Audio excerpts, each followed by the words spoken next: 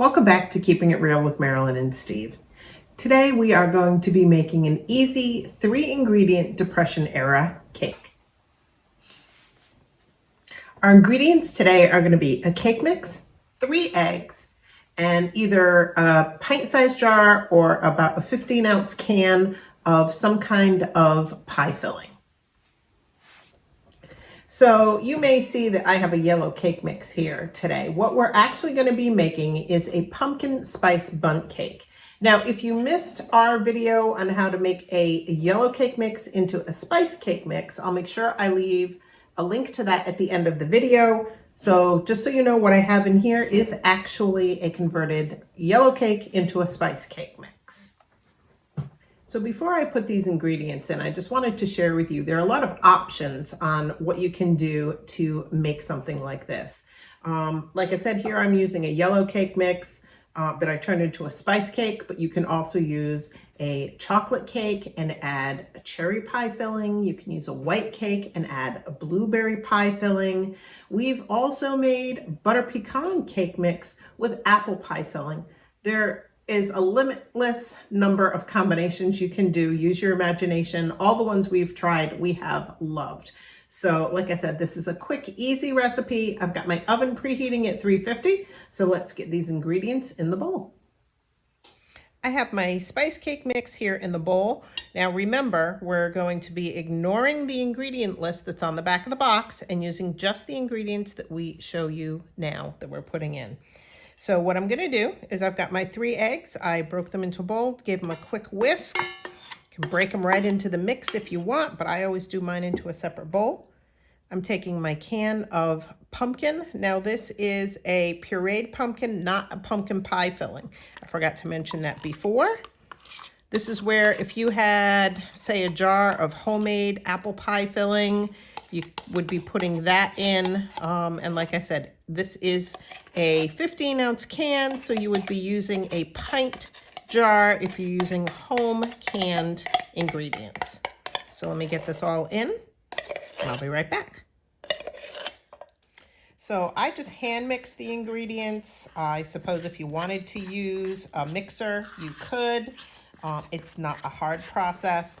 Now, a little history about cake mixes. Cake mixes were first introduced in 1929. It was a small variety. During the Depression, cake mixes became much more popular because they allowed the ability to make your cakes when you might not be able to get all of the ingredients. So for people who weren't sure that cake mixes actually even existed during the Depression, yes, they definitely did. So what I'm going to do is I'm going to get this all mixed. You can see there's still some little white clumps. I'm going to stir this until those disappear, and I'll be right back. Now that I have this blended up, we're going to get this into the bundt pan, and I'll be back to show you as soon as we're finished.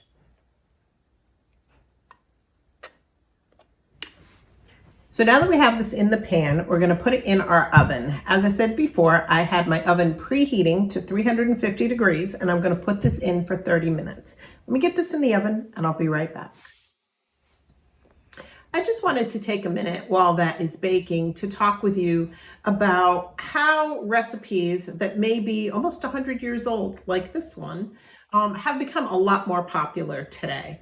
So over the last few years, we've seen a resurgence in people making things like sourdough bread, doing more cooking and baking at home, and being able to look at some of these older recipes and traditions and things that were done back during the Great Depression time may allow us now to be able to take advantage of opportunities to learn new skills and learn ways that we can do the same things using our money and our time a lot more wisely.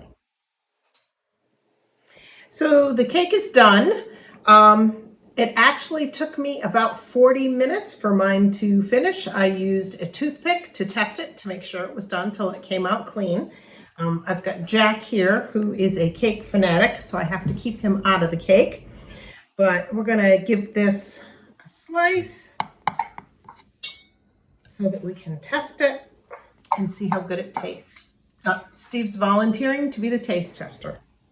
So the cake came out nice and soft. It smells delicious, but we're gonna get Steve to come in and give it a taste test. All right, let me know what you think.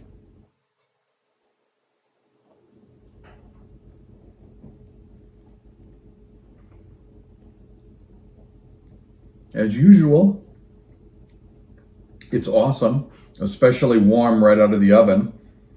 And you use a word that a lot of people hate. It's very moist. It's sweet.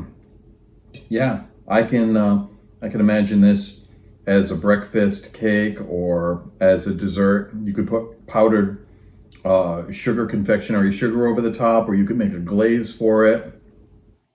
Sounds like this isn't going to last very long.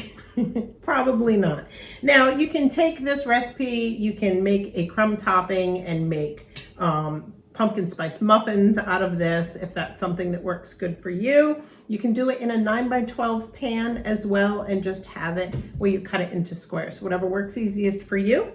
So if you have a favorite pumpkin spice recipe that you'd like to share in the comments, we'd appreciate hearing what it is that you like to do with your pumpkin spice. And until next time, everybody, remember, give us a like, subscribe, and share our video with your friends. It helps us out a lot, and we'll see you next time. Bye.